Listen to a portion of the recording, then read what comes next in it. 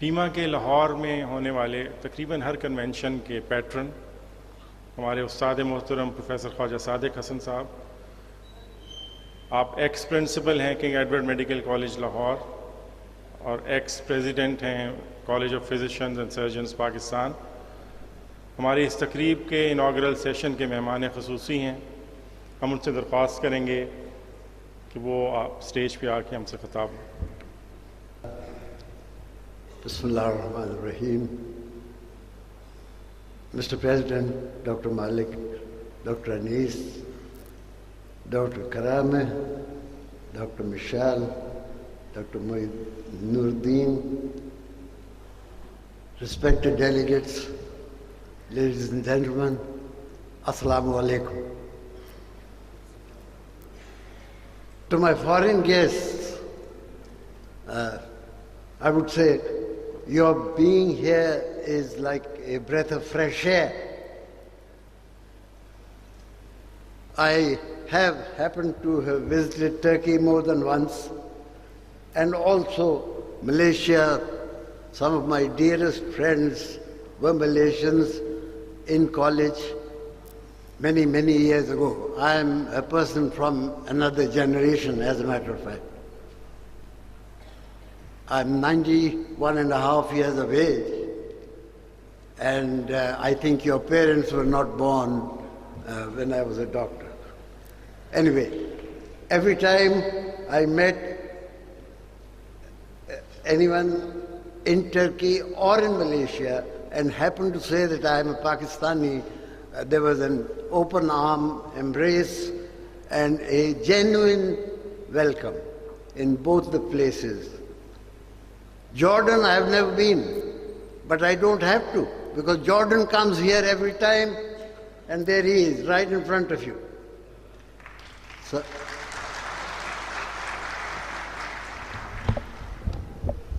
I do not need to go into a deep description of what PIMA is doing, because you've heard from the President himself, from the horse's mouth.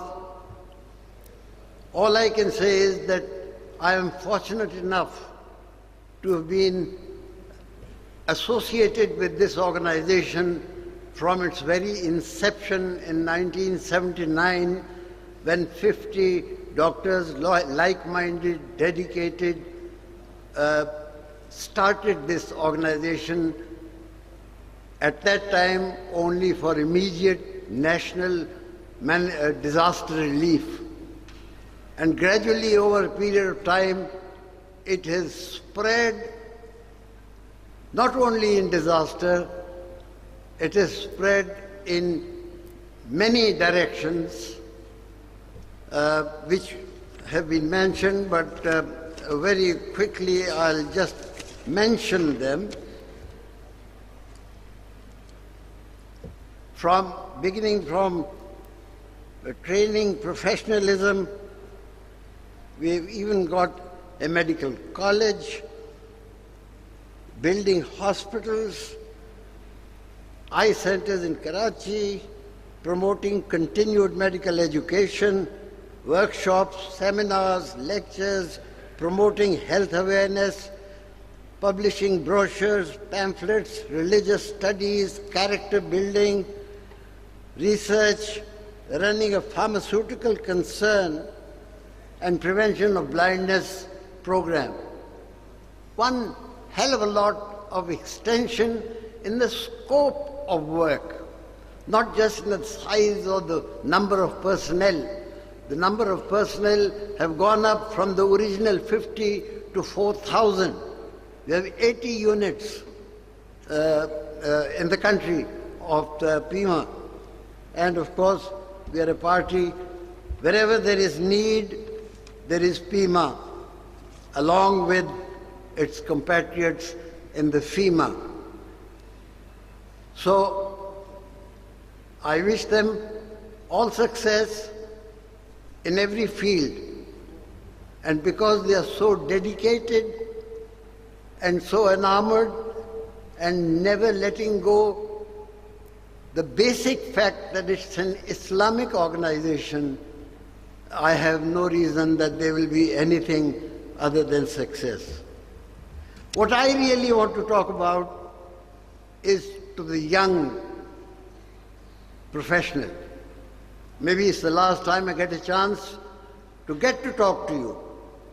But now that I have the chance, give me 5-10 minutes so that I can bring home some home truths.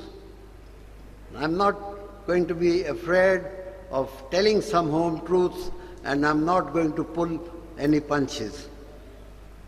So be prepared. When I was a doctor, when I joined to be a doctor, when I was a medical student in 1944, in the pre-admission interview with the principal of the college, there was only one college at that time, King Edward Medical College.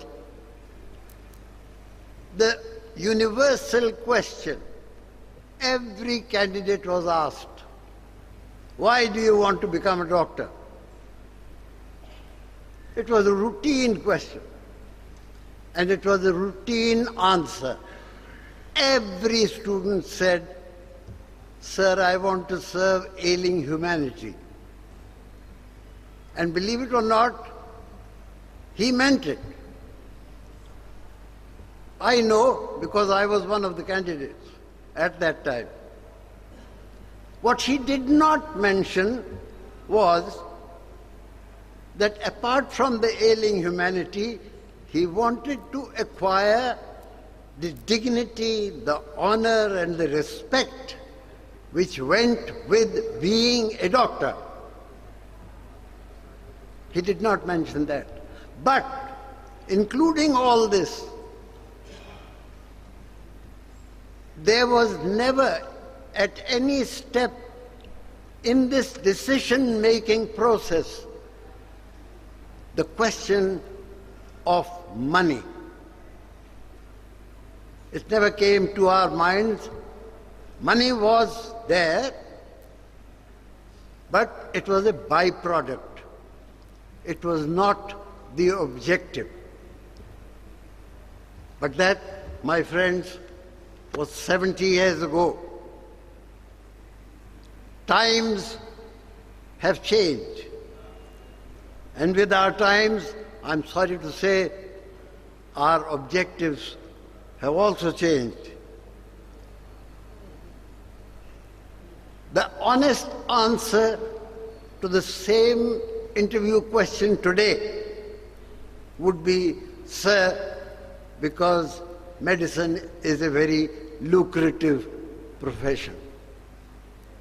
Because I can make tons of money just at the bidding. That, unfortunately, is a fact. But when objectives change, the attitudes and the means to achieve those objectives also change. And then corruption is only a step away. You want an example of that? Do you know that in the last 15 years, we have got 45 new medical colleges? When I was principal, when I left as principal in 1986, there were only 7 colleges in the Punjab, 7 medical colleges. I was principal of one of them. Today, there are 60. For 6,700 seats available for training, there are 66,000 applicants last year. I happen to know that because I'm in the syndicate of the University of Health Sciences. And these are facts which I'm mentioning to you. Now, that doesn't mean anything more than the fact that a hell of a lot of more people are interested in trying to get into medicine. And you think it's all because they are dying to help ailing humanity, and that ailing humanity is only mainly around Lahore? No. The facts are elsewhere. And the fact is that universally now medicine has been accepted, medical practice has been accepted as an industry. Now that is a tragedy of the worst kind that I can imagine. Because in an industry, to be successful, the return must be much greater than the input. It's as simple as that. That means you encourage the people to offer less and extract more, which is the opposite of what this organization or what any decent, God-loving person would like to do. I would consider that giving is much better than receiving. So anyway, we have forgotten many things. And one of the things we have forgotten or nearly forgotten, or at least put aside on the back burner, is an oath which you took or are going to take. I don't know how many of you are students and how many of you are doctors, but all doctors at the convocation or even without the convocation, as soon as you get your degree, it goes with a certain number of conditions. And that is the oath which you take. That it's a long oath. There are some in which there are 10 points, some in which there are 8 points, but minimum of 8 points. But I can summarize it for you in one short sentence. That, sir, we will abide by all that is within our religion, our laws, and our profession, required by our religion, laws, and profession. That is the oath which you have taken or you will be taking. Now the question is, how do we measure up to that oath? I would certainly recommend, and I have recommended to many principals who have I told you there are so many new principals because there are so many new colleges, and they have come to me for advice because they have all been either my students or my students' students or my students' students' students. Anyway, and I've told them that this is what you are supposed to do, this is your oath, and I would suggest that you put it up in a corridor, enlarge it and put it up in a corridor where a large number of not only staff and students and doctors passing, but patients are passing, so that the patients know what they can expect or should expect from the doctors. It's not enough only for the doctors to know it, it's necessary for the patients to know what their rights are. So anyway, whether they do it or not is another matter.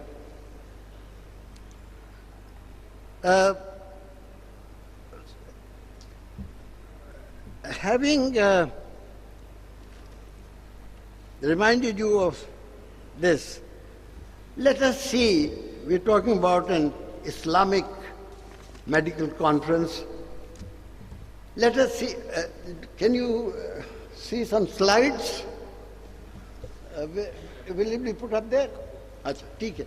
Can we have the first slide, please? Achha, aap hi kare, mujhe nahi pata. I don't know this gadgetry. I told you I'm 91 years of age.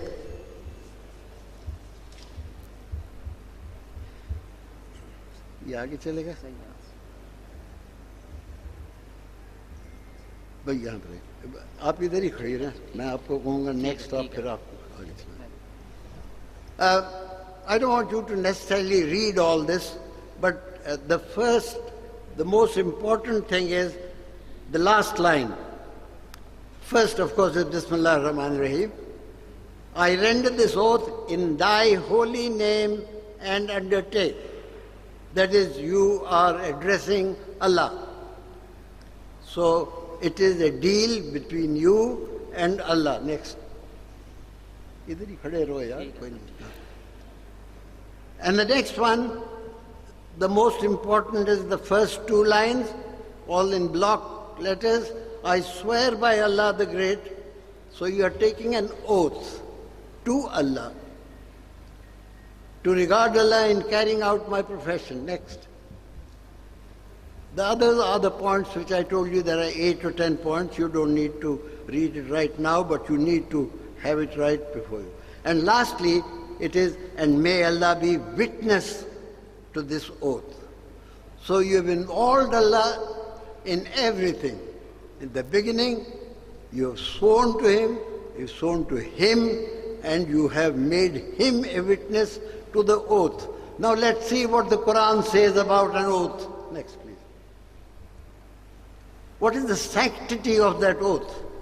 Do not break oaths after their confirmation while you have made Allah over you a witness. Indeed, Allah knows what you do. This is Surah number 16, ayat number 91, if you want to make sure that I have not cooked it up. Next. And the same thing in Urdu is अपनी कसमों की हिफाजत करें इसलिए कि अल्लाह गिरफ्त फरमाता है उन कसमों पे जो तुमसे मजबूत भी हैं. This is Surah number 5, verse number 89. How many of us even know this? We must have read Quran dozens of times, I have no doubt. But do we ever stop to see which ayat can apply to us? Well, does it not apply to us when you take an oath? And this doesn't apply only to doctors. You just have to go to the secretariat, or you go to the cabinet, or you go to the president's house or the prime minister's house. Everyone is taking oaths. I don't know, this slide should be seen by them also. Next, please. How do we measure up to our oaths? Next, please. Now, I'm not going to spend a lot of time on this. Again, if you read the ayat, तबाही है डंडी मारने वालों के लिए जिनका हाल ये है कि जब लोगों से लेते हैं तो पूरा लेते हैं और जब उनको नाप तोड़ देते हैं तो उन्हें घाटा देते हैं. Now, one would not think, does it apply to medicine? Of course it does. When you are writing the prescription while the patient is still talking about his complaints, that is when this verse applies. Do you give the adequate amount of time with patience, listening and trying to understand his problems? Do you give the time and attention that is due to every single patient? If you see 25 patients one evening, how much time can you possibly give to him? And how much time can you give to his taking his history, taking the examination, writing out the prescription and the investigation? I leave the judgment to you. I'm not making any judgment. Next, please. Exploiting an urgent need. Over here it is talking about interest, about usury. But does it apply to us? Of course it applies to us. Unnecessary investigations. Getting an ultrasound done for every possible tummy.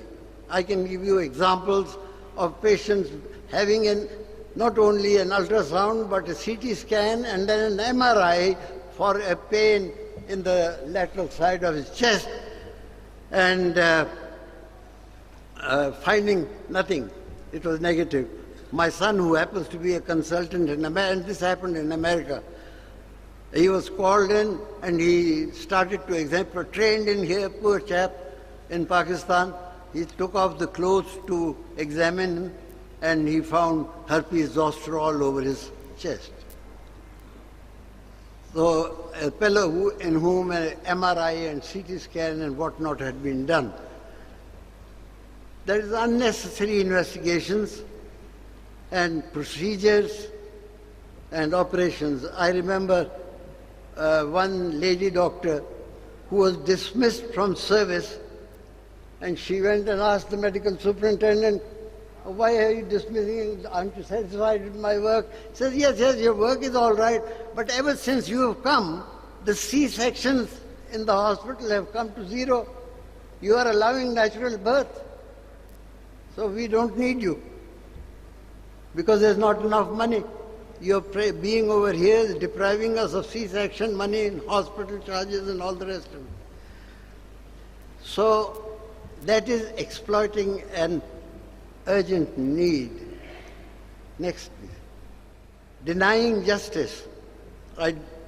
Today in Pakistan, I don't think I need to even project this slide. You see pictures of people lying flat in bed in a London hospital, unable to attend court because of sickness, and half an hour after he gets his bail, he is running around ready to climb Mount Everest. So, false certificates, who gives them? Doctors. I'm not referring to you or you or you, I'm referring to the profession as a whole. So, false witnesses, false medical certificates, and false medical legal cases, false post-mortem reports, next, and so on. Read the table given. And so the answer to all this is, if you're not part of the solution, then you are also a part of the problem. Next. Now, the role models. There is an opposite to what we have been talking about. These are the role models who work voluntarily, individually, collectively in wars, earthquakes, floods, emergencies. Their time, their energy, their convenience, their cash is of no consequence. Organizing provision of food, clothing, shelter, homes, medical camps, clinics, free hospitals, institutions for orphans and handicapped children, and so on, indefinitely. Whatever respect the profession still enjoys is because of these members who still uphold the best traditions of the noble profession.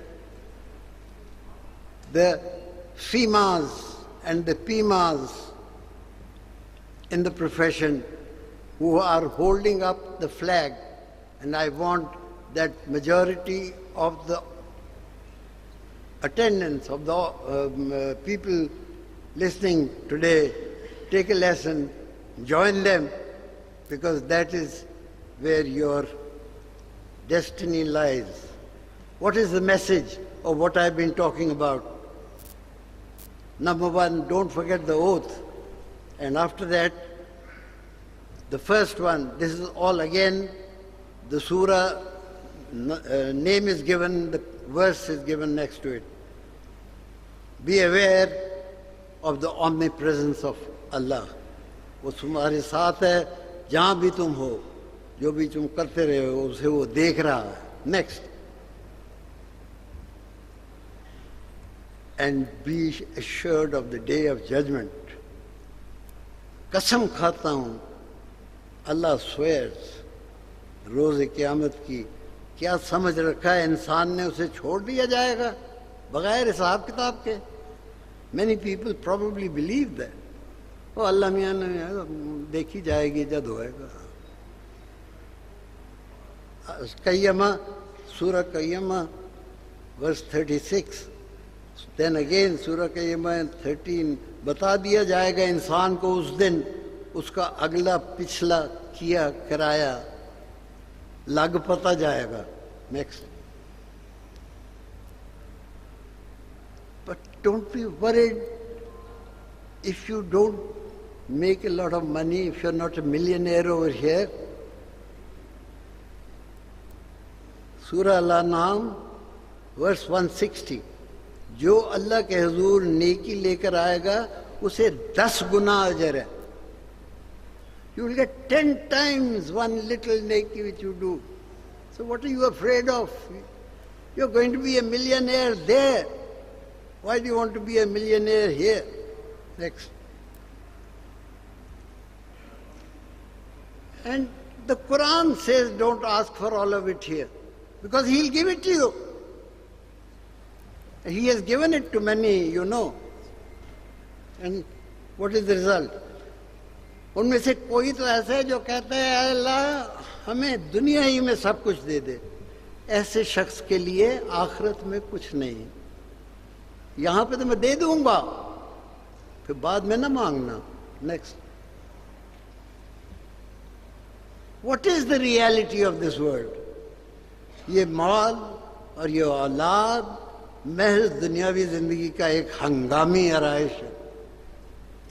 असल में जो बाकी रह जाने वाली नेकियां ही तेरे रब के नज़दीक नतीजे के लिहाज से बेहतर हैं और उन्हीं से अच्छी उम्मीदें वाबस्ता की जा सकती हैं. सूरह कहफ जो आप हर हफ्ते पढ़ते हैं, कल भी पढ़ा होगा, हर जुमे पढ़ते हैं सूरह कहफ, आयत number 46.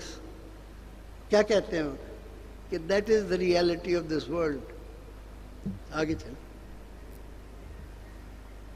What is the ultimate success?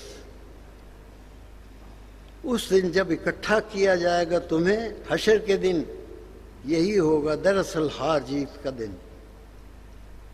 और जो ईमान लाया अल्लाह पर उसके लिए नेक अमल किए झाड़ देगा अल्लाह उसके गुनाह और दाखिल कर देगा उसे जन्नतों में कि बह रही होंगी उनके नीचे नहरें, रहेंगे वो उसमें हमेशा.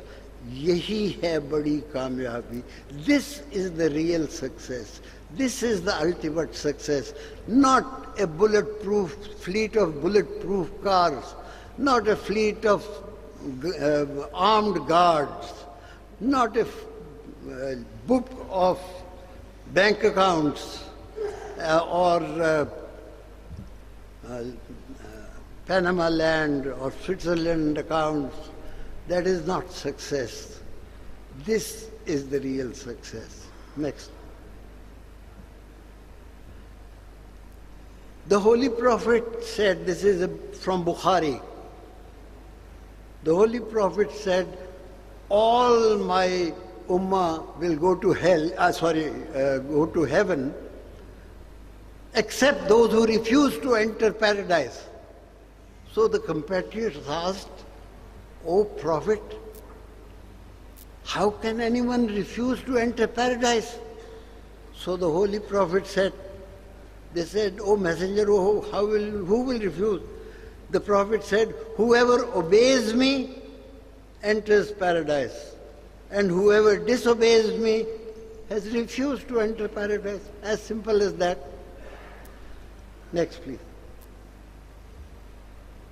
So the essence of what I have been saying, I hope I have been not too long, ethical medical practice is worship, is charity.